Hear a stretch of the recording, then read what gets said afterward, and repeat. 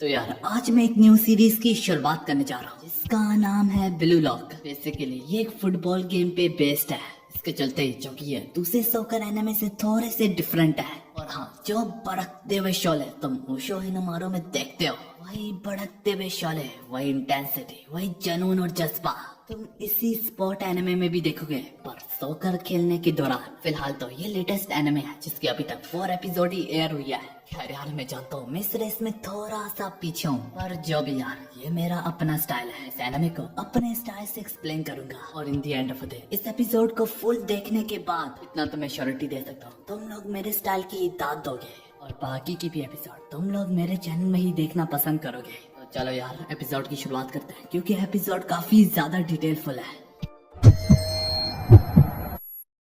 तो यार हमारी एपिसोड की शुरुआत में फुटबॉल प्रीलिम्स क्वालिफिकेशन टूर्नामेंट से होती है। यहाँ पे हम अपने मेन कैरेक्टर को देखते हैं। ये सभी लोगों के बीच में से सॉकर बॉल को लाते मार मार के ले जाया जा रहा होता है। इस दौरान उस लम्हे में उसी बीच में बस उसके सर पे एक ही चीज का नशा होता है, क्योंकि वो जैसे तैसे कैसे न कैसे करके बस प्रीलिम्स में विक्ट्री हासिल कर ले। इसके बाद वो असली नेशनल टूर्नामेंट्स में खेल पाए। में हमारा मेन कैरेक्टर इशिनन स्कूल को रिप्रेजेंट कर रहा होता है और उत्तरियों के खिलाफ में मात्सुका से हाई स्कूल खेल रहा होता है। तो हाँ यार, इसी तरह हमारा मेन कैरेक्टर इसी नशे के साथ आगे बढ़ता चला जाता है तक वो अपने अपोजिंग टीम में से गुजरते गुजरते गोलकीपर के बस सामने आ खड़ा होता। उस लम्हे में अगर कोई इसे गोल करने से रोक रहा भी होता तो वो सिर्फ और सिर्फ गोलकीपर खुद ही होता। हम देख पाते हैं हमारा मेन कैरेक्टर फिजिकली और मेंटली पूरी तरीके से तैयार होता है गोल करने के लिए। जो जुनून जो उसके सर पे सवार होता है, पर इससे पहले हमारा मेन कैरेक्टर गोल कर भी पाता कि तभी पास में ही मौजूद मेन कैरेक्टर का टीममेट उसका नाम पुकारते हुए कहने लगता,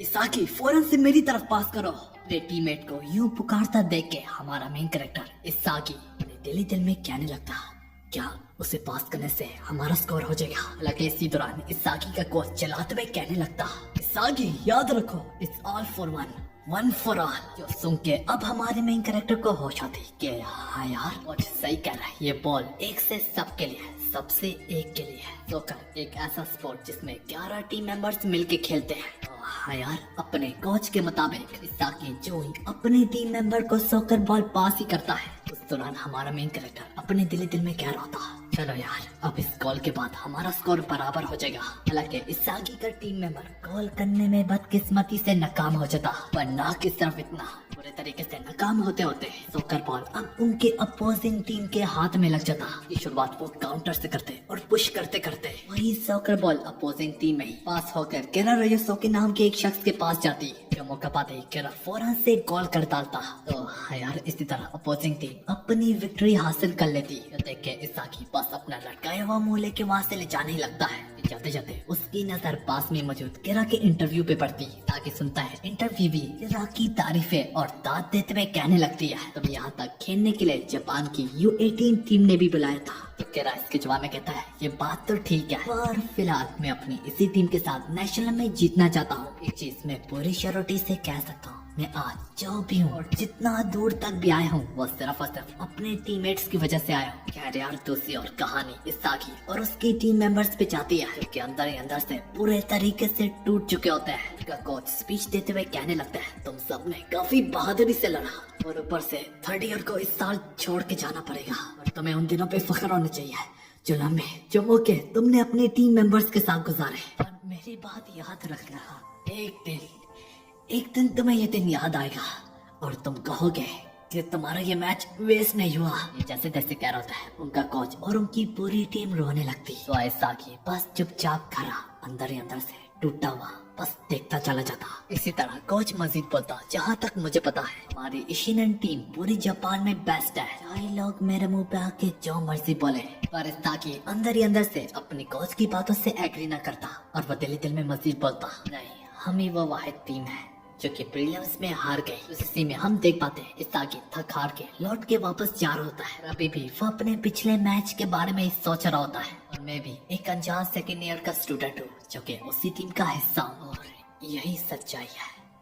मुझे माफ करना नोवा, मैंने तुम्हें नाराज किया। मुझे नहीं लगता मैं तुम्हारी तरह एक सुपरस्टार बन पाऊंगा। दरअसल इसागी भी नोवा की तरह एक सुपरस्टार सॉकर प्लेयर बनना चाहता होता। यहाँ तक इसागी बचपन में काफी अच्छा भी खेला करता था, पर यहाँ पे आके उसे लग रहा होता है कि अब उसका ख्वाब सिर्फ ख्वाब ही है। ये सोचते हुए वो खुद से एक सवाल पूछता, क्या होता अगर मैं उससे बॉल पास न करता? फिर मेरी आगे की किस्मत बदल होती। इसे लग रहा था यह सब कुछ टीम वर्क की वजह से खराब हुआ। सागी अंदर ही अंदर से काफी परेशान था। वो पूरे तरीके से टूट चुका था। यही वजह से वो जोर से चला था अपनी परास निकालने के लिए। इसके बाद वो रोने लगता।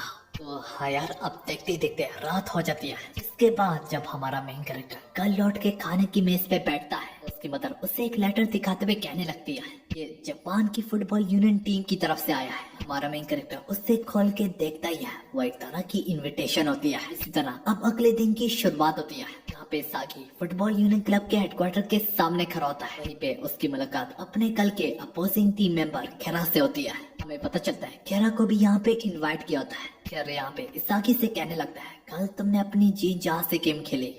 शायद अगर तुम हमारी टीम में होते तो तुम जरूर मेरे साथ एक गजब किस्म का टीम वर्क करते। इसकी सारी की सारी बातें इसागी के दिल को छू जाती है। उससे ये भी कहता है तुम मुझसे खुल के बात भी कर सकते हो। कहते हुए वो चू दोनों के दोनों हेडक्वार्टर में एंटर ही करते हैं। वो दोनों ना कि सिर्फ वहाँ पे खुद को पाते हैं, बल्कि काफी तादाद में काफी ज्यादा अपने जैसे और अपने से अलग भी क्रीपी बाजार इंटेंस प्लेयर्स को पाते हैं। सियाल में अचानक से लाइटें बुझ जाती है और एक ही शख्स पे लाइट फोकस की जाती है। बाजार सा शख्स आके कहने लगता मेरा नाम है ईगो जिम्पाची। मुझे हायर किया गया है ताकि इस बात को यकीनी बनाया जा सके जापान नेक्स्ट वर्ल्ड कप को जीत कर ही रहे। वो एक्सप्लेन करते हुए कहने लगता है कि आज तक जापान कभी भी वर्ल्ड कप जीत नहीं पाया। मेरा मकसद है कि मैं इस पूरे वर्ल्ड में सबसे बेस्ट स्ट्राइकर को पैदा करूं। यही वजह से तुम 300 लोगों में से जो एक आखिरी लास्ट एक बंदा बचेगा वही वर्ल्ड कप बेस्ट स्ट्राइकर खिलाएगा। और इस पूरे के पूरे प्रोग्राम को मैं नाम देता हूँ ब्लू लॉक। इसमें कदम रखने के बाद तुम लोगों को घर जाने की भी इजाजत नहीं होगी। लोगों का पूरा ध्यान बस इसी ट्रेनिंग पे होगा। सब में केरा अपना हाथ उठाते हुए और अपना मुंह खोलते हुए उसकी बात से डिसएग्री करता है। बता देता है कि हम सब की एक टीम है जो हमारे लिए कुछ ज्यादा इम्पोर्टेंट है। यहाँ तक तो नेशनल्स भी हमारे सर पे टूटने को आ रहे हैं। हमारे पास इन सब चीजों के लिए टाइम नहीं है। ये बात सुनने के बाद ईगो जिम्पाची कहने लगता है अगर तुम में से कोई जाना चाहे तो वो जा सकता है। मेरी ये बात भी याद रखना, यहाँ से जाते हुए तुम लोग एक गोल्डन अपॉर्चुनिटी खो रहे हो। तुम लोग वर्ल्ड के नंबर 1 स्ट्राइकर बन सकते हो। इसी तरह ईगो जिम्पाची सबसे सवाल पूछता तो फिर बताओ मुझे तुम्हारे लिए सॉकर क्या चीज है? एक टीम गेम जो लोग एक दूसरे को पास करते हैं। हाँ, जापान आज तक इतना ज्यादा वीक था भी तो वो सिर्फ और सिर्फ अपने भाईचारा की वजह से है। मैं तुम्हें बताता हूँ सॉकर होता क्या है। सॉकर बस सिंपली एक ऐसी गेम यहाँ पे बस तुम्हें अपने अपोनेंट से ज्यादा गोल करने हैं। जो शख्स ना कि पूरी टीम, जो शख्स सबसे ज्यादा गोल करता है वही सबसे ग्रेटेस्ट होता है। और उसकी एक एक बात खिरा को चुभने लगती। वो गुस्से से कहने लगता इसी वक्त अपने अल्फाजों को वापस लाओ। तुम हमारी टीम के बारे में यूँ नहीं कह सकते, हम इनको ही देख के बड़े हुए हैं। ये बात सुन के ईगो जिम्पाची को जरा भी फर्क न पड़ता, बल्कि वो मजीद और मिर्च मसाला छिड़कते हुए कहने लगा तो फिर बताओ मुझे आज तक जापान वर्ल्ड कप कभी भी नहीं जीत पाया। आखिर ऐसा क्यों? मैं तुम्हें बता देता हूँ दुनिया के सबसे ग्रेटेस्ट प्लेयर्स, चाहे वो तुम्हारा स्टार नोवा या फिर मेसी रोनाल्डो, दुनिया में जितने भी बेस्ट है वो सिर्फ अपनी परवाह ही करते हैं। यहाँ तक उन्होंने खुद अपने मुंह से भी कहा है। और यही चीज जापान इसी चीज में तो लैग करता है। तुम्हें अपने अंदर गरूर पैदा करना है। तब तक वर्ल्ड बेस्ट स्ट्राइकर नहीं बन सकते जब तक तुम्हारे अंदर ईगो ना हो। यार लोगों को तो नहीं पता। इस आगे उसकी थोड़ी बहुत बातों को समझने लगता तो जैसे जैसे मजीद बोल रहा होता। कौन 299 लाशों के ऊपर खड़ा होगा वही एक सॉलिटरी हीरो होगा। उधर ही दूसरी ओर इस आगे थोड़ी सी मोटिवेशन में लैग कर रहा होता। खुद से पूछ रहा होता ये मैं कैसे कर पाऊंगा, मैंने तो आज तक कुछ भी अचीव नहीं किया।